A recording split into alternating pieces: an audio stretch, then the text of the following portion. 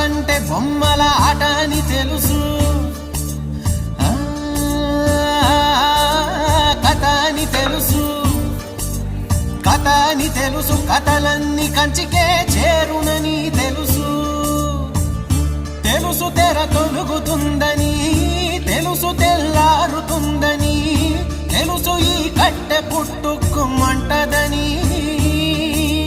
తెలుసు ఈ మట్టి మట్టిలో కలిసిపోతదని,